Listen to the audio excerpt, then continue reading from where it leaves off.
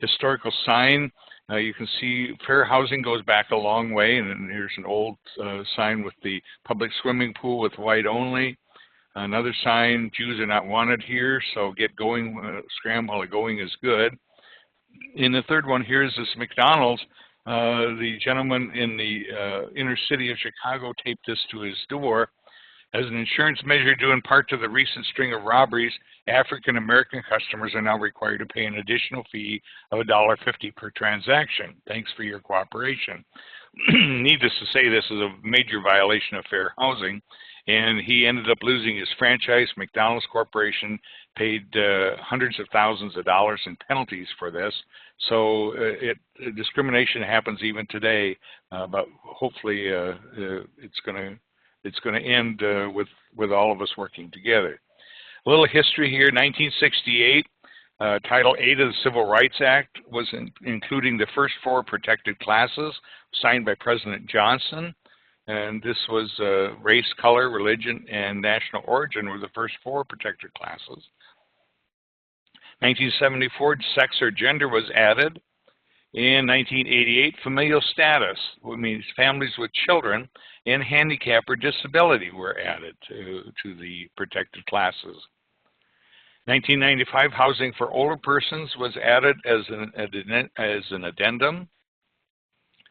And here are the 7 federal protected classes: race, color, religion, national origin, sex or gender, disability, and familial status. Now, these are the federal protected classes.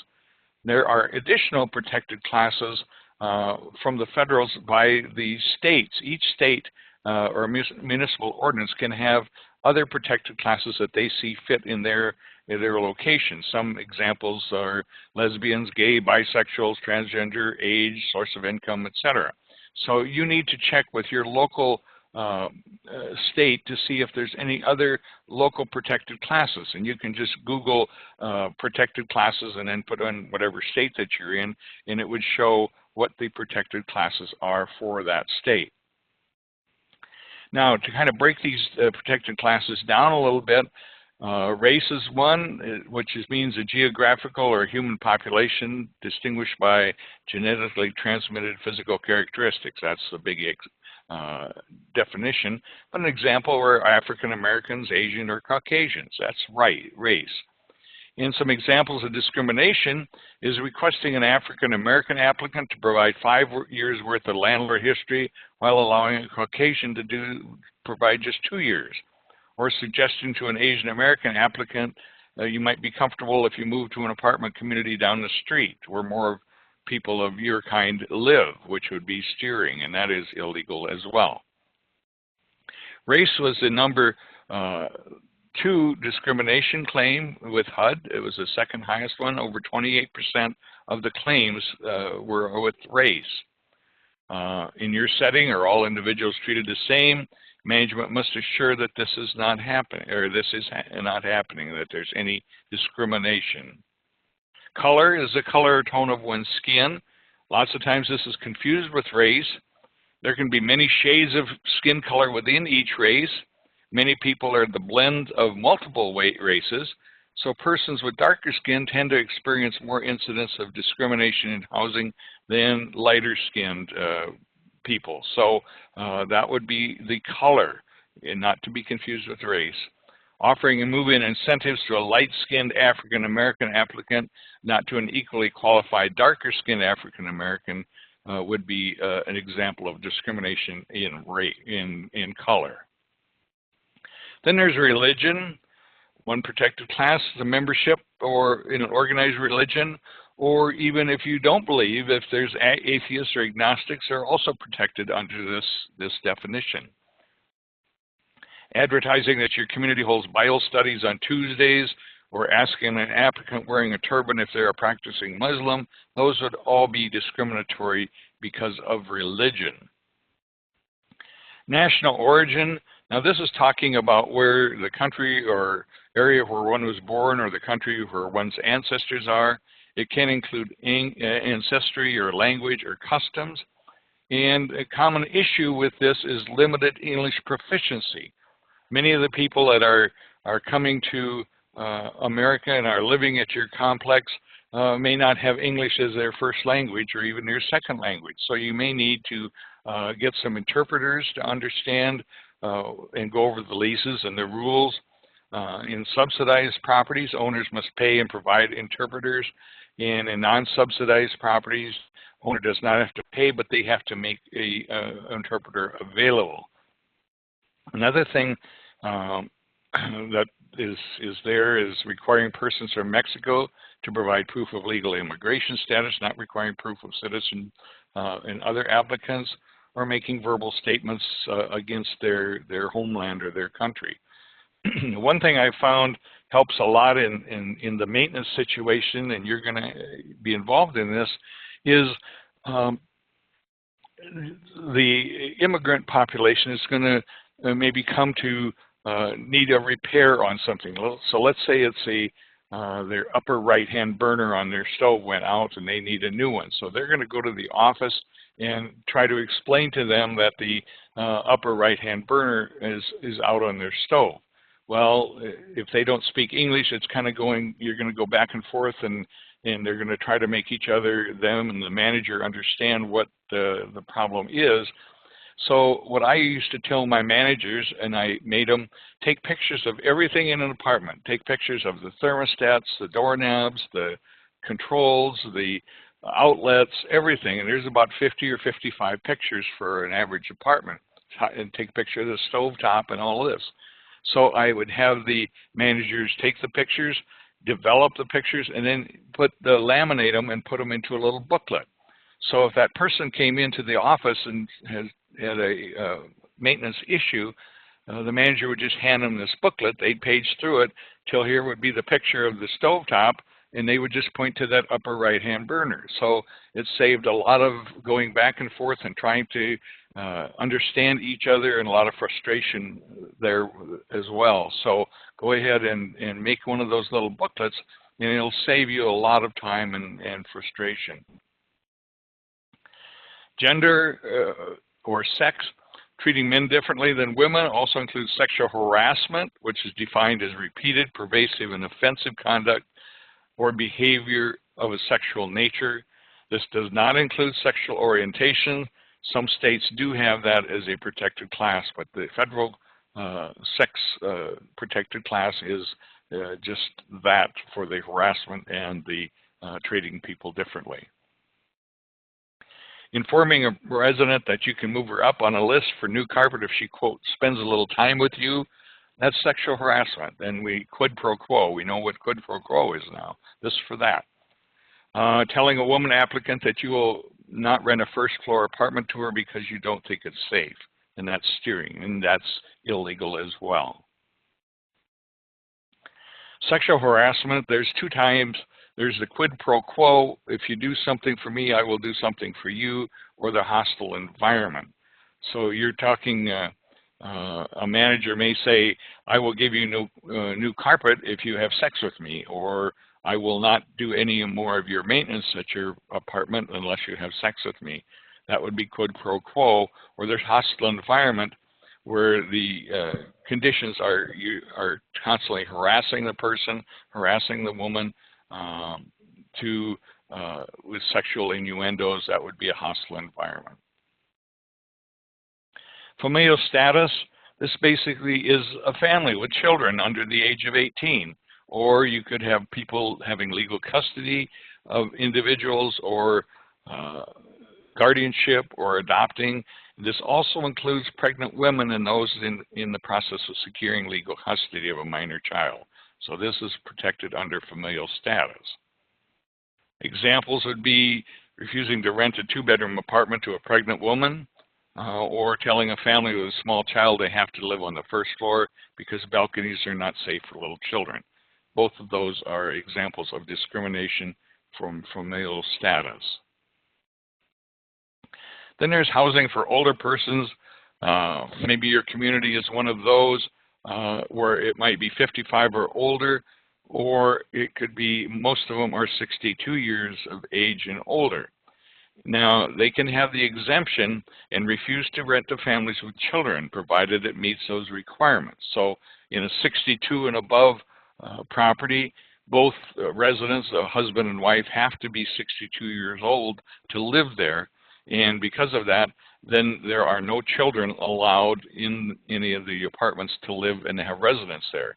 And this is posing a problem currently because of the case of grandparents watching their grandkids. Maybe for some reason the grandparents are raising the grandchildren, and if they would live in a housing for older persons with that restriction, they could not have the grandchild live with them. So that is a problem in today's society. Handicap or disability, a physical or mental impairment, doesn't have to be physical, which substantially limits one or more major activities. A record of such an impairment or be regarded as having such an impairment. The term handicap is used interchangeably with the term disability. Excuse me. Requesting a verification from a medical professional to confirm that an individual with disabilities can live independently, you cannot do that. Or requiring the wheelchair-enabled resident to pay an additional deposit because he has a wheelchair. Neither one of those are allowed under the disability statute. Disability was the first in claims over there was over 54% of the total claims had something to do with disability or a reasonable accommodation. Now, who enforces fair housing? HUD is the federal agency that enforces it. You have 1 year to file a claim, and you file it with the regional offices throughout the nation. And there's 11 different regions in HUD. There's also the Department of Justice. Attorney General enforces fair housing, ADA, Americans with Disabilities Act, and civil rights laws. And they're looking more for a pattern of discrimination or blatant violations, and there's no statute of limitations for them to get involved. But they will only take the serious situations under their act anyway. Administration, again, Fair Housing Act is HUD, Department of Housing and Development. Americans with Disability Act, the Department of Justice. And Section 504 of the Rehabilitation Act is HUD again, and those are the primary enforcement agencies. Enforcing of the fair housing, you can file suit in state or federal court. This is in addition to the right to file with the administrative agency, and the limitations are 2 years, and you would hire a private attorney. What happens is you make the complaint, and HUD, if they find you guilty, they would fine you a penalty as well.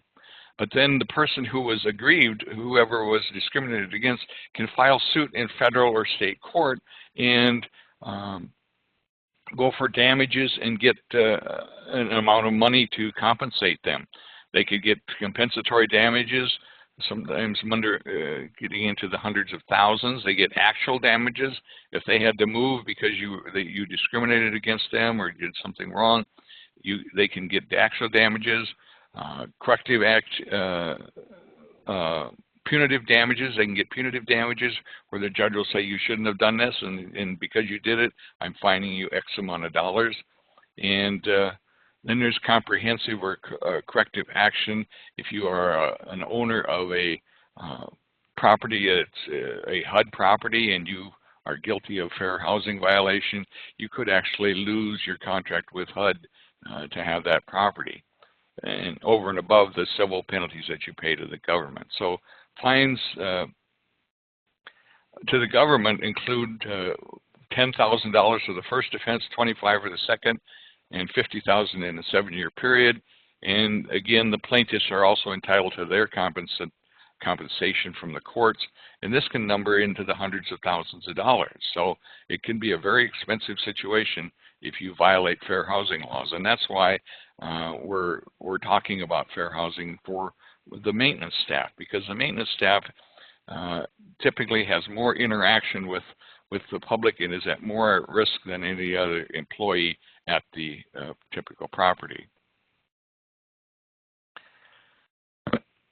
Examples of discrimination in the terms, condition, privileges of the rental, denying or limiting the services and facilities in connection with the rental of a dwelling. Providing inaccurate or false information about the availability of apartments or steering them away from renting would be one example.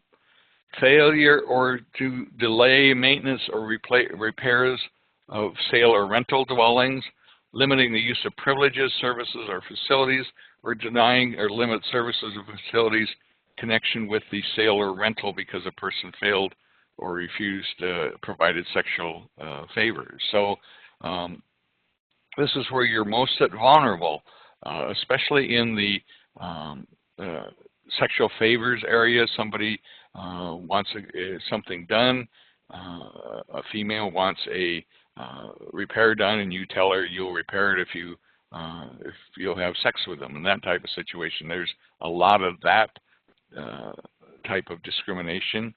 Or also, you're on the walking between the units, and somebody might ask you a question as to something that's going on, and you provide the wrong answer to that. You can be guilty of fair housing as well. You discriminate against someone because of that person's relationship or association with another individual, retaliating against them or threatening or act in any manner to intimidate someone because he or she exercised their rights under federal or state law. If you don't like, maybe you're an anti-gay person and you have a gay couple living in one of your apartments, and you are anti-gay, so you discriminate against them, and you're not going to go and do any repairs or fix-it items in their apartment. That would be a violation of fair housing. Or you're retaliating. Maybe the person filed a complaint against your company for a fair housing issue, and you're going to retaliate by not going and doing their maintenance or doing something against them. So that would be a fair housing problem as well. Do all fair housing laws say someone who works at a housing site can't do? For example, posting signs that prohibit only children from playing in the parking lot. No one should be playing in the parking lot. So you need to write your house rules so that they're very general and very vanilla-like. You're not going to specify, you may say no children may ride their bikes on the sidewalks. But you should put down, no one may ride their bikes on the sidewalks. You cannot define children. That would be a violation of the Familial Status Act. Assisting elderly people and not younger people with disabilities, maybe hauling out the trash. Storing boxes or supplies in the accessible communal bathroom, thereby making it inaccessible for someone who uses a wheelchair. Parking a maintenance van in an accessible parking spot and blocking the curbs. Asking only men who are black to show identification when entering the building, identifying who they are and visiting before you buzz them in. That is against fair housing as well. Telling someone who comes by your HUD-subsidized elderly site who inquires about whether families are allowed to live there that this is an elderly-only site, children aren't allowed to live on site, or telling them that they'd be happier living where there are more children. A person stops you while you're landscaping and asks you if there's any 3-bedroom units available. You look up and see that that person is in a wheelchair, and you know even though the development has 3-bedroom units, none of them are accessible, therefore you say no. And that is not the case. They can have any unit that they're qualified for, whether it be on the first floor or third floor. But you don't want to do any reasonable accommodation for them, so you tell them, no, none is available when there is actually apartments available. Neighborhood you work in is almost all black, and a family whose Spanish ancestry comes by and asks you if there's any vacancies. You're concerned the family won't fit into the neighborhood well, so you tell the family or refer them to a nearby site where you believe they would, even though you know that that site is accepting applications and there is not a waiting list. So by giving false information, you're guilty of a fair housing violation. Your site has a standard procedure that maintenance repairs are done in the order requested unless it's a real emergency. However, your site manager tells you verbally to ignore the work order numbers and help the old-time residents who happen to be white rather than the new residents who happen to be from Bosnia, for instance. So you need to do your work orders in a consecutive manner, first come, first serve, and that's what you have to set up for your apartment complex, and make sure that those work orders are done in a consecutive manner, and there's no favoritism as far as who gets one done first or who's second or who's third. The only emergencies that you could do on your own, in that case, is if you have an emergency of some water situation where you've got an overflowing toilet or bathtub, or if there's an electrical problem, or if there's a security problem.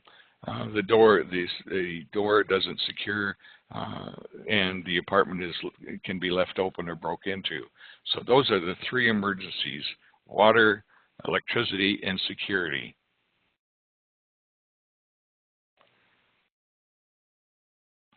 You refuse to do any work in a unit because you believe that resident who lives in that unit has AIDS and you're afraid you're going to get the disease. Your site can't respond in a timely fashion to an emergency call because the person making the request only speaks Spanish and the person answering the phone can't understand him or her and doesn't know how to reach someone who can. Okay? Limit the use of privileges, services, or facilities associated with the dwelling unit. For example, your site has a policy that no one under the age of 18 can use the community room, or the intercom system used by security to leave residents know that they have a visitor isn't acceptable to people who are deaf or hard of hearing, or someone who is blind, or a maintenance provider agrees to drive only English-speaking white elderly women to their doctor's appointments because they remind him of his mother. So you're defining things very, very closely, and you're not being fair at all. What you do for one, you have to do for all in fair housing. If you help one person take out the trash, then you're going to have to help every person take out the trash. Deny or limit services or facilities in connection with the sale or rental because a person failed or refused to provide sexual favors. Maintenance provider made it clear that the resident, he or she won't fix a problem in the unit unless the resident dates him or her, or a security guard tells a resident that if she doesn't have sex with him, he will ignore the drug dealing that's taking place on the resident's floor. Whatever it would be, the quid pro quo or the sexual harassment is a major problem at apartments or complexes, and especially for the maintenance man. You're out, the maintenance person is out amongst the people all the time. The manager is just in their office, and it's typically you see them when you pay your rent or something, but the maintenance people have more chances of being called out on a fair housing issue. Discrimination against someone because that person's relationship or association with another individual. For example, a maintenance provider refuses to enter a unit because the resident is involved in a sexual relationship with someone of the same gender or the same sex relationship. Disgusts him, so he isn't going to fix anything. Or a security guard ignores the complaint of a white woman who states that she's being harassed by her neighbor because her boyfriend is black. Security guard does not agree with the mixed relationship, thinks the residents are right to harass the woman. So you can see where those things go. Retaliate against or threaten or act in any manner to intimidate someone because he or she exercised their rights under the federal or state fair housing law. Resident files a race discrimination complaint against the site, the owner, and the manager. The manager instructs the maintenance supervisor to ignore all of the residents' work orders requests, and the supervisor acts accordingly. So that's getting both of the supervisor and the manager in trouble because of the retaliation. A resident with a disability complains to management that a maintenance provider asked him a lot of questions about his disability and expressed concern he wasn't safe to live alone in their unit. Management tells the maintenance staff to stop talking with the resident at all, where the staff follows orders and avoids full conversations with this resident, but continues to be friendly and engaging with others. Those are all separate little violations of fair housing.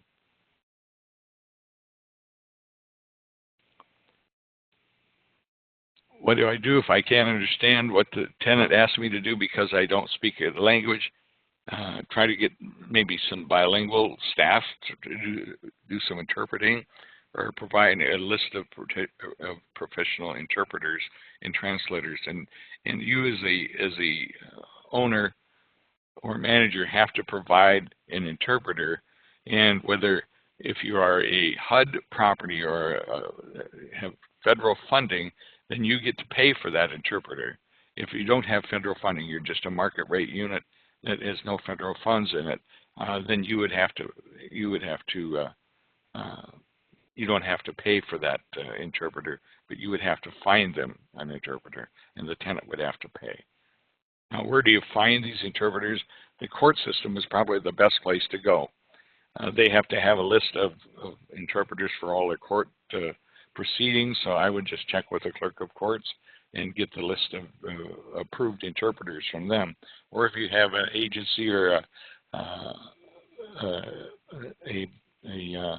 multicultural center or something of that kind, you could check with them too. I'm friendly with the resident, but it's okay for me to talk with them about personal stuff. As an example, you've been asked to install a grab bar. It's acceptable for you to talk to the resident about the placement of the grab bar, and it's essentially you follow the requirements contained in the applicable building code unless told to do so otherwise to meet these specifications. But it's not okay for you to ask the resident why he or she needs the grab bar or how he and she manages without it or anything about their disability. That is off limits. You can ask them about the physical part of it, but not any other information. You enter a unit to fix a clogged toilet. You see that the unit is a mess. There are dishes stacked up, full food everywhere, and there's fungus growing in carpets. The living room looks like it hasn't been vacuumed in a long time. So Mrs. Jones, an 86-year-old resident, starts talking to you, explaining that she just can't keep up with things anymore. She's tired. It's okay to acknowledge her comments with it. I'm sure it must be difficult, or I'm concerned because you are violating your lease. But you can't say things like, do you think you should be living here independently now? Or I think you need someone to help you. You may think the latter too, but you cannot say that, okay? You run into a resident in the lobby of your site. You've known her since you were a little boy and you haven't seen her for a while. She fills you in on the news of her family and you listen because it would be disrespectful to not. Then she starts talking to you about MS. Your wife also has the disease, so you start talking about what therapies they're taking or meds they're taking or anything like that. Soon your innocent conversation takes on a whole new meaning. Maybe they don't want you doing that, or they're going to turn in a complaint because you overstepped your bounds. So just state to the facts and don't do any personal things with the residents. Is it okay to talk with them like I would my old friends? The short answer is no. You're a professional and you work at the site. You remember the things you might joke about with your friends or say to your friends you don't say to your other tenants. Comments you intend as complimentary can be construed by residents as inappropriate and offensive, so be very careful of what you say. Using derogatory or slang names related to religion, race, gender, ethnicity, disability, or sexual orientation, even if you don't mean it or anything by it. These terms include, are all kinds of nasty terms that you're using, and never use those terms at all. That can cause you a fair housing violation as well. Imitating a resident or fellow employee in a manner that makes fun of a speech impediment or a person's accent or anything of that type is also a fair housing violation. Comments that may show insensitivity to cultural differences is making negative comments about the unusual food odors that come in from the apartment, referring to residents as those people, discussing the culture, race, gender, or religion, or sexual orientation of other workers, other coworkers, or other residents, and making comments connecting a religious group, ethnic group, or people based on sexual orientation with atrocities in life, such as linking homosexuality with pedophilia or child abuse and that type of situation. Excuse me. There are certain terms that are better not to use when I'm talking about someone in protected class. Unless the person's protected class is relevant, don't refer to it at all. In other words, comments like, I fixed the stove in Unit 223 where the deaf woman lives, or I helped the black guy in Unit 225 are problematic. The fact is that the resident is deaf or black is irrelevant to you here working in that unit, and just avoid any derogatory terms or slang.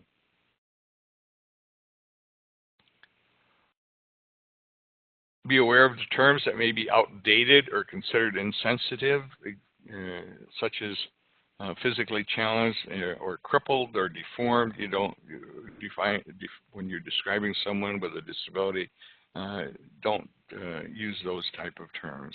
Try not to categorize people. Words that refer to people's protected status should only be used as an adjective to describe someone when it is relevant, as opposed to a noun. This means that rather than referring to someone as the epileptic, you would say the person with epilepsy. Rather than saying the Jew, you would say the person who is Jewish. Okay?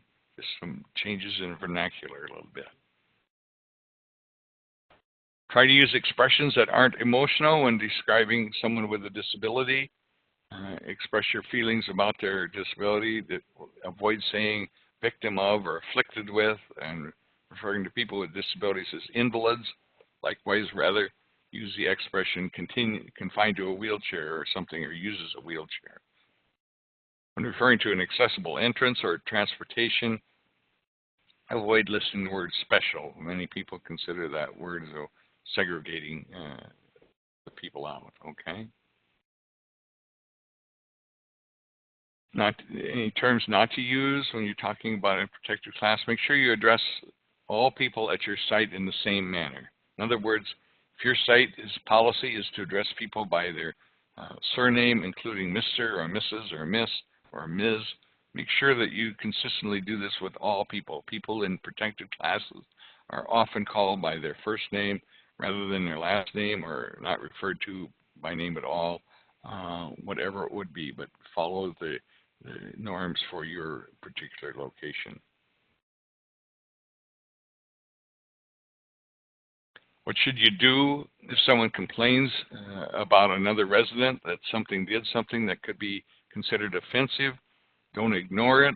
Take it seriously, and you need to not blame the person who reports or complains the harassment as they're thin-skinned or too sensitive or whatever it may be. But don't assume anything.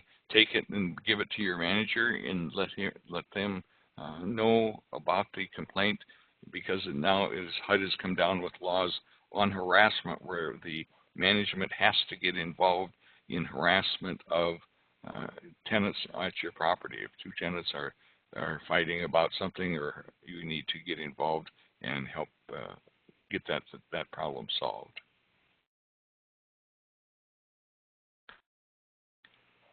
The person telling you about the incident is considered management being put on notice. Immediately report the incident to management, of course, and get that on its way so that it can be taken care of. Can I pick and choose who will assist with trash removal? No. Fair housing laws require that all policies and procedures be implemented consistently. This means that you must approach requests for assistance with trash removal is the same for all people. No difference as far as sex or gender or ability, that type of situation. Can I choose not to answer maintenance requests of residents because I think here they have a communicable disease? No, you can't. You can't choose to ignore it, nor can you discriminate against them by refusing to do the work. Your site should have precautions. They should have procedures in place to protect you as a worker from the hepatitis or whatever it would be, and they should have gloves and gowns and things for you to wear and be okay. You need to be clear about if there's compulsive hoarding or clutter problem, expectations. You need to share your concern with the manager, and the manager will have to work with them on getting rid of a lot of those items. The initial interaction between the resident and the maintenance staff can have a significant influence over the outcome of compulsive hoarding situation. Hoarding is basically a disease that has been noticed so by the Mayo Clinic, and you just need to work with that person to cure the compulsive disorder of purchasing things or storing things or never throwing things away. Using language that clearly focuses on the health and safety issues rather than the housekeeping is what you need to do, and you guide from that place with this health and safety. It just is not healthy or safely for you to store magazines from a number of years in piles or whatever they're saving. It all has some kind of a memory to them, and that's why they're saving it. What I have found has been very helpful is to get a hold of the fire department and have the fire department come in and do an inspection of the unit.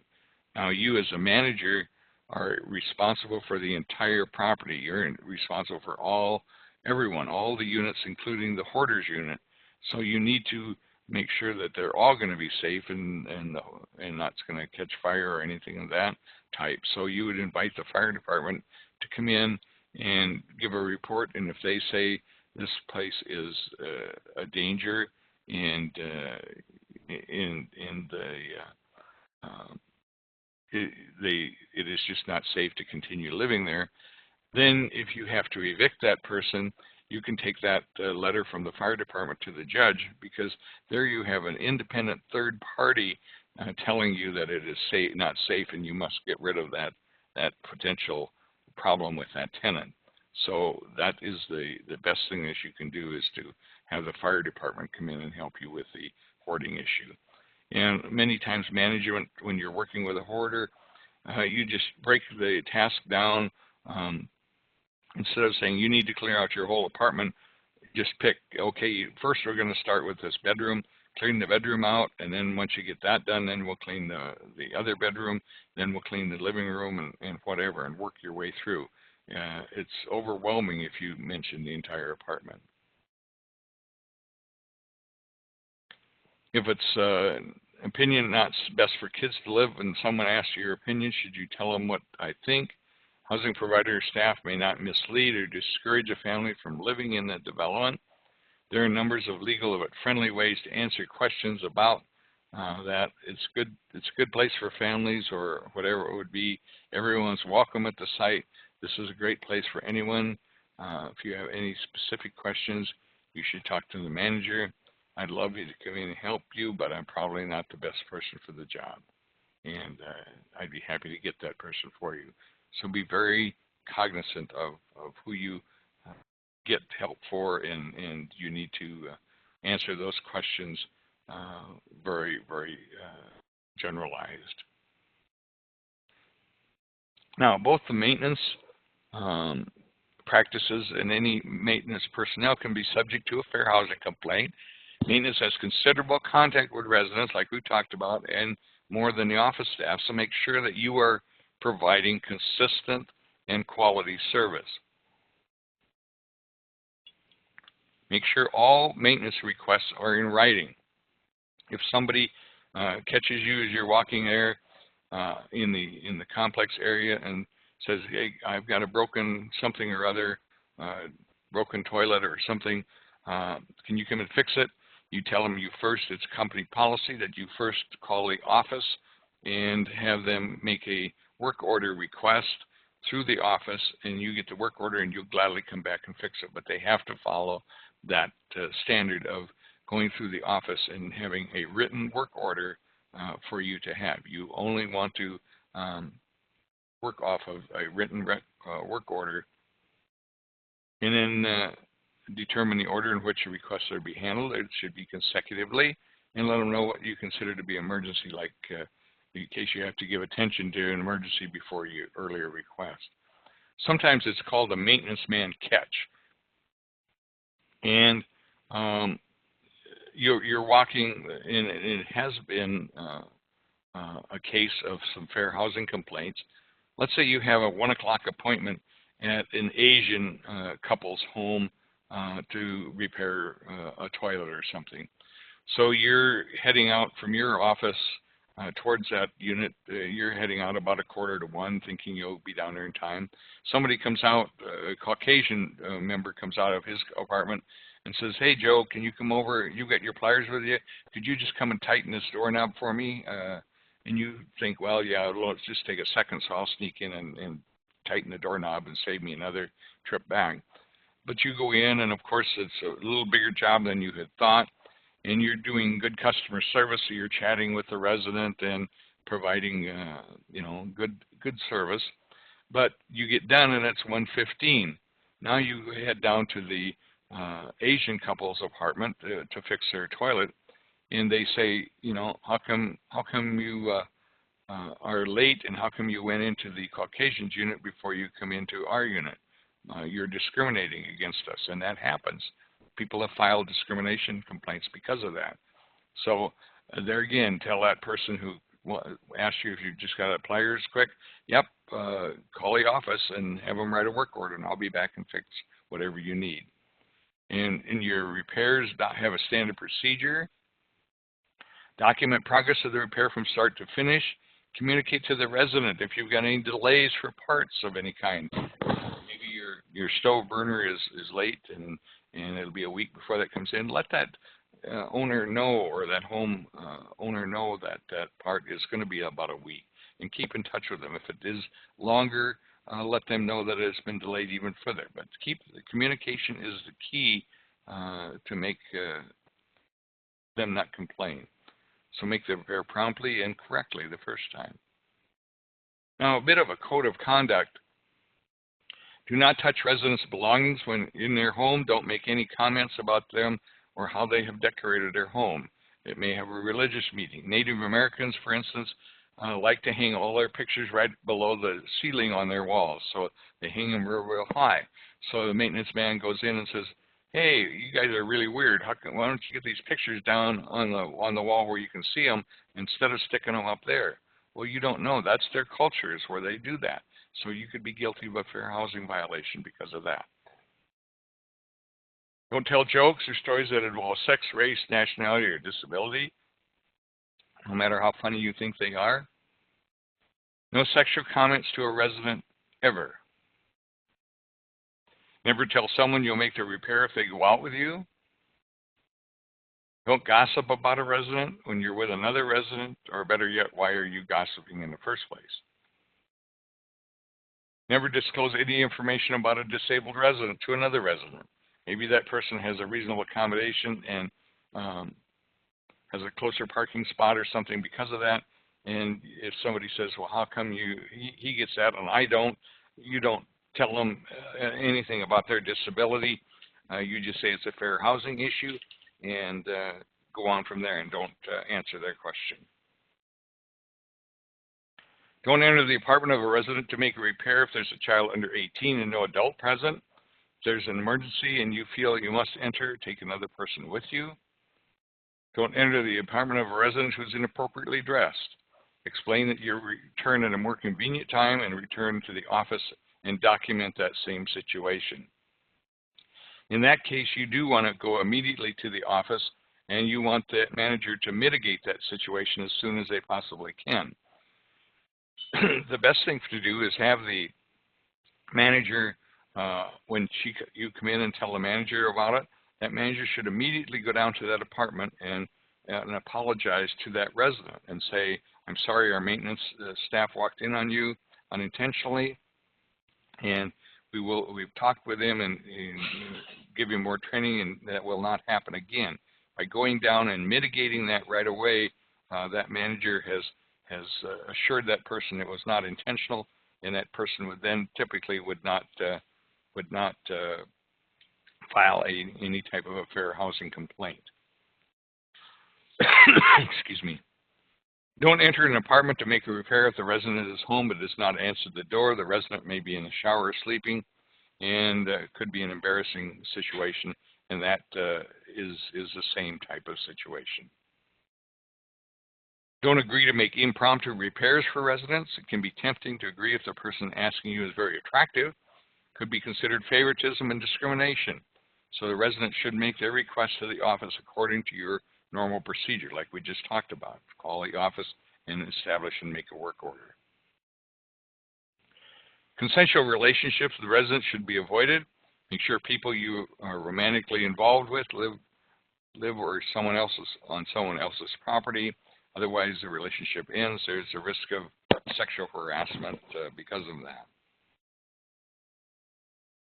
Don't keep any pornography or inappropriate pictures or photos in your maintenance area or shop. Don't tell any kind of off-color jokes or stories or talk about anything in front of others. Don't treat female maintenance personnel any differently than male personnel. Don't allow your friends to send you dirty jokes or other inappropriate emails to your office computer. Don't make fake comments about a woman's body or steer or leer. This has been a few cases of discrimination. One time there was a maintenance man. Every time this gal would walk out of her apartment, he'd give her a wolf whistle. She got tired of it, filed a fair housing complaint, and she received $195,000 in damages because of that situation. So just be very, very careful on anything that you would do. Don't tease male residents or employees who you may think are homosexual or gay. Anything of that type should not be brought up. Don't touch a resident in any way. That means no patting, pinching, tickling, hugs, brushing up against that person. You may think your actions are no big deal, but the residents or other employees may feel uncomfortable, and that's what counts. So if you're hugging people, a lot of people like to hug others, but if you are in a professional situation, do not do that. Someone else watching may not realize that it's not of a sexual nature, so be very, very careful on that. Some recent cases: Akron, Ohio. Landlord sexually harassed a tenant, uses explicit language to gain sex from the tenant, and tied sexual favors to repairs. Also retaliated against the tenant when she threatened to complain, and the penalty was $386,000. Another one in St. Paul subjected female tenants to unwanted sexual touching and advances, conditioned the terms of the tenancy on granting of sexual favors. Penalty was $425,000. Smithville, Missouri, there was another one. Sexually harassed the female tenant. Penalty was $95,000. Sioux City, Iowa, discriminated against a female tenant when she spurned sexual advances. Didn't do any repairs until she succumbed, and $125,000 penalty was there. Alabama, Montgomery, Alabama, $150,000 penalty, coerced the renter into having sex with him. So that's part of the sexual harassment that you have to be very, very careful. And what types of conduct are considered to be sexual harassment? Can be verbal, derogatory remarks, slurs, jokes, or intimidation. Physical, with body gestures or whistling, unwelcome touching, that type of situation. So a manager demands a date in exchange for a rent reduction. The legal term for this type of harassment is quid pro quo, this for that.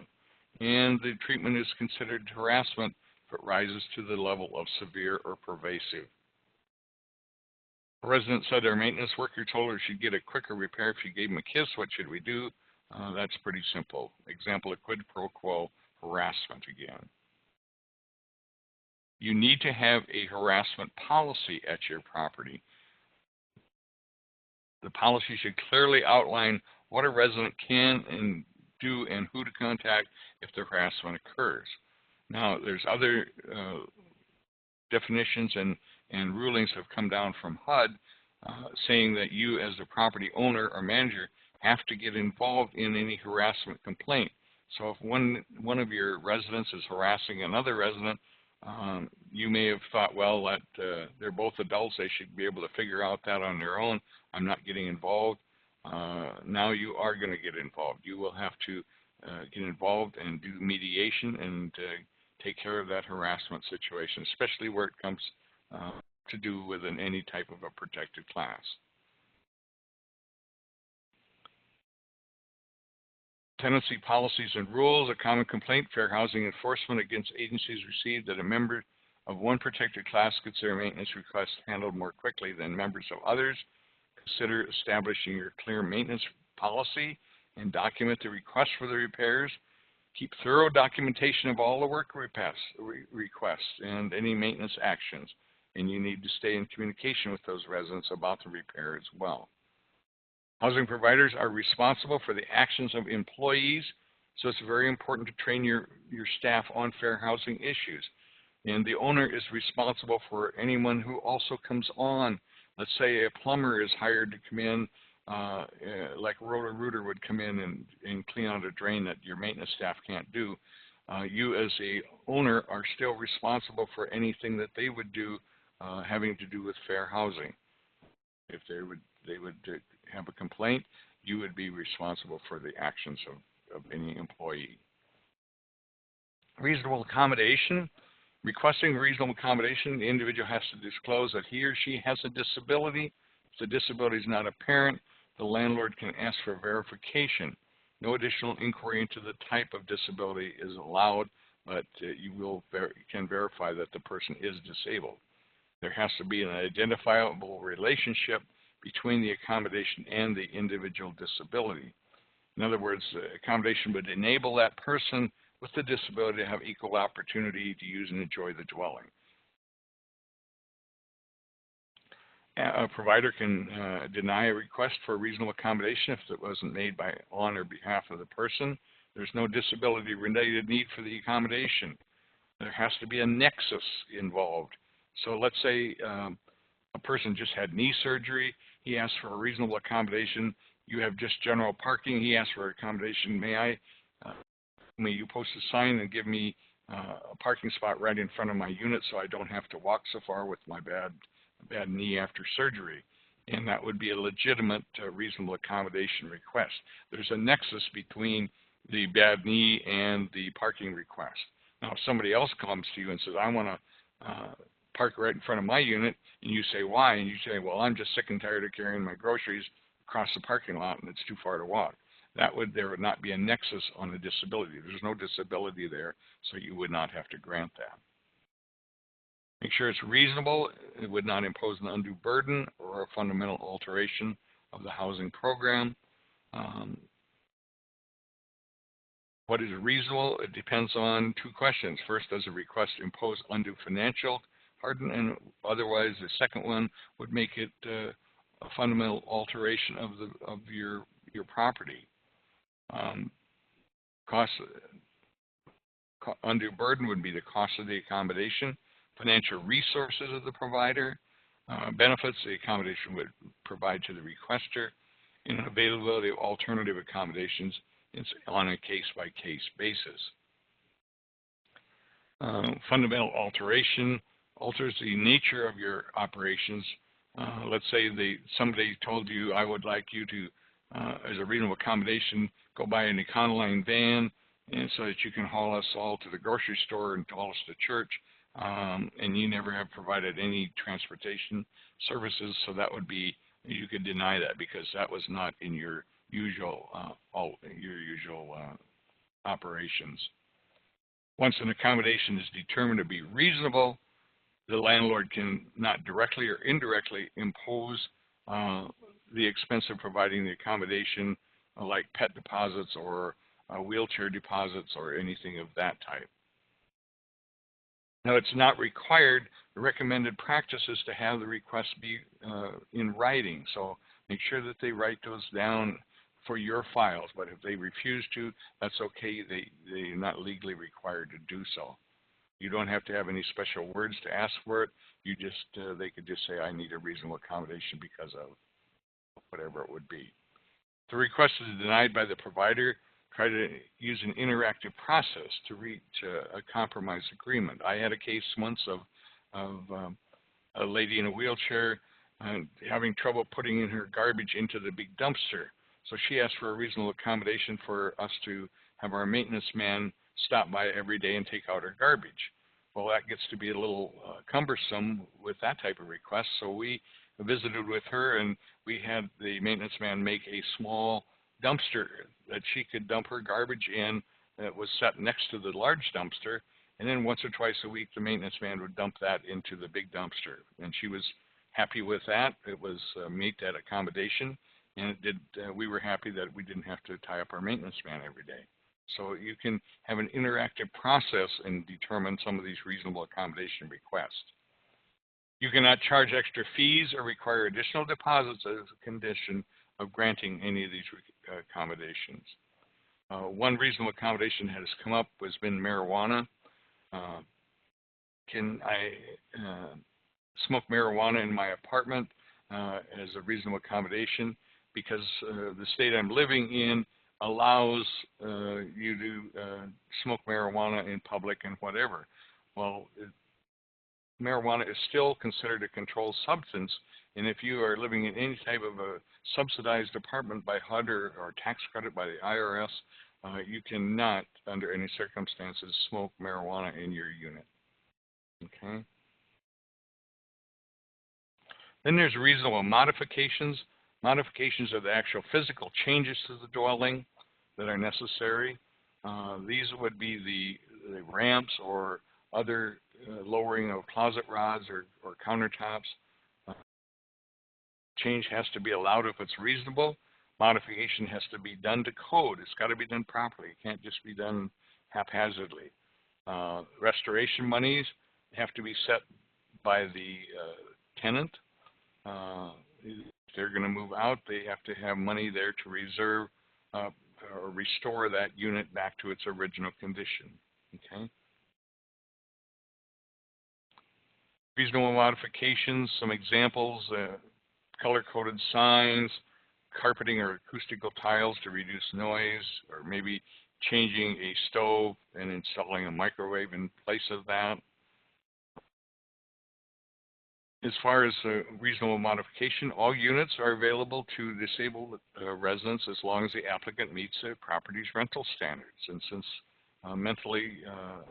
physically or mentally disabled persons cannot always do the same things in the same way, they're given these special rights to help them, and those are called the modifications.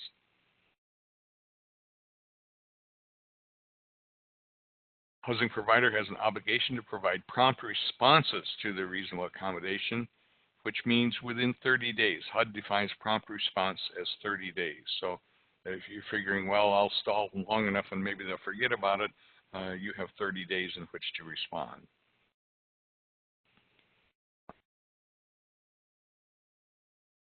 Establish a modification is necessary. In other words, a modification will enable that person with a disability to have equal opportunity to use and enjoy the dwelling and public common areas.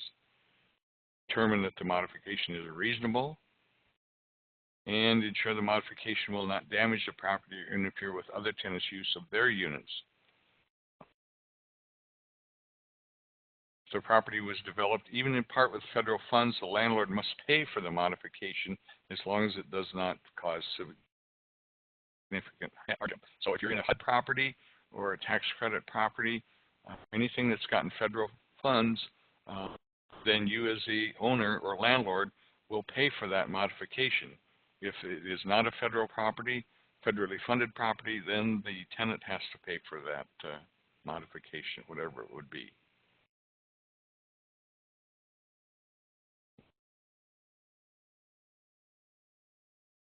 In standards, of course, it has to be done properly, comply with all necessary building codes and architectural codes, and have certified contractors complete the work.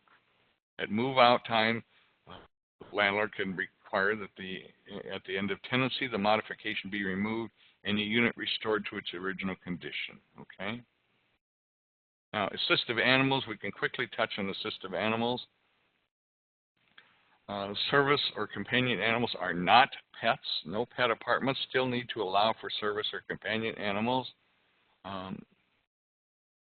The housing provider must allow the disabled to keep assistive animals. If the resident must meet the definition of disabled as defined, the housing provider must know or should have known about the disability, and the accommodation may be necessary to afford that disabled resident equal opportunity.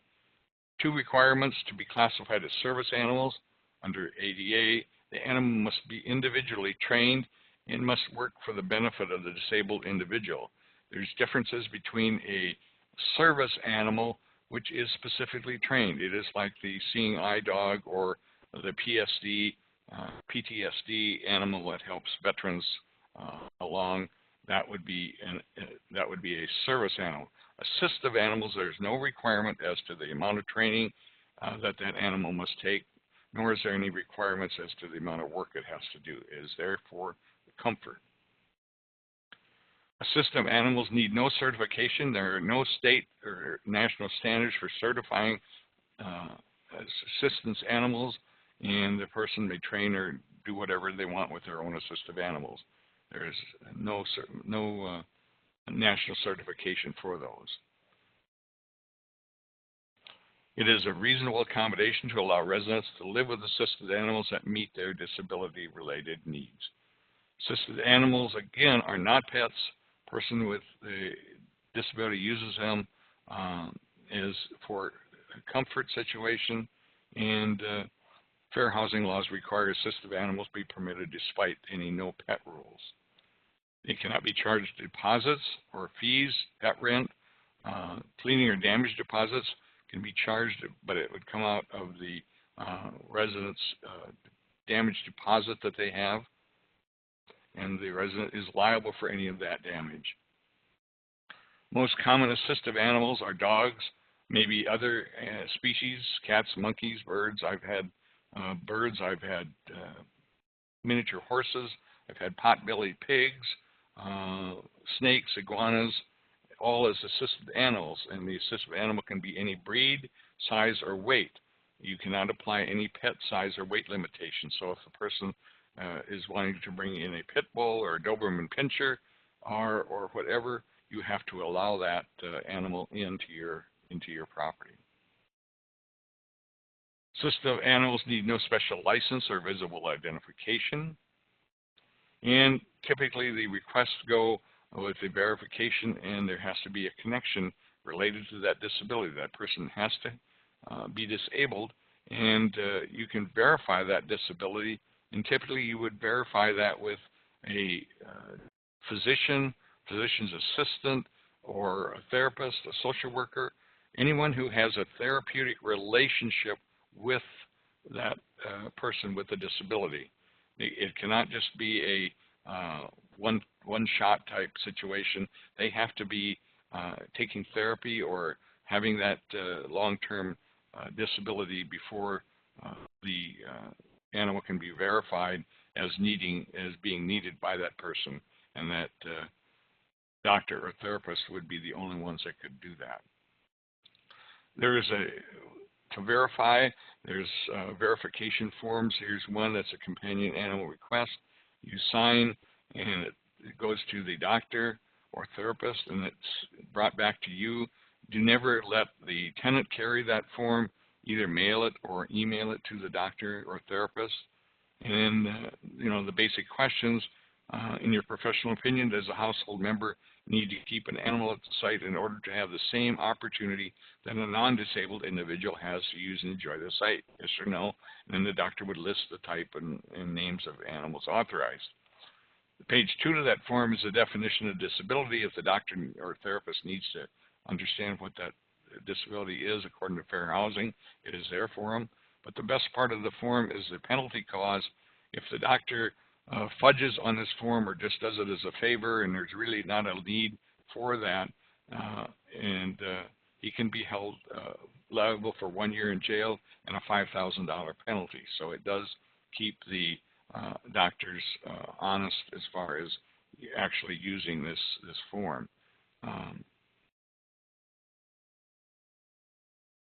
Some of the things that you need to watch for as you're doing your maintenance situation, comments that could lead to a resident to think you don't want them to live here. We have a very quiet property, mostly older people, so we will try to keep kids from making too much noise. This isn't a very safe neighborhood for kids, or you may have noticed that this property is not safe for children because of whatever, traffic, balconies, busy streets, train tracks, or whatever. As you get questioned as you're walking around your property, and they say, you know, children live here, and you say, well, notice the railroad tracks, that train goes by here 3 times a day, and I wouldn't want my kids living here because of that. You cannot do that. That's a fair housing violation. Referring to a person's protected class. Hey, I noticed you got an accident. Where are you from? Or you don't look like you can take care of yourself. Do you need someone to live with you? What if you fall down and hurt yourself? Those kind of things. You cannot say that as well. We have a very quiet property, mostly older people, so we try to keep the kids from making too much noise. This isn't a safe neighborhood. And those type of statements you can make. If you do make them, you would be in violation of fair housing. So I think we've covered a lot of the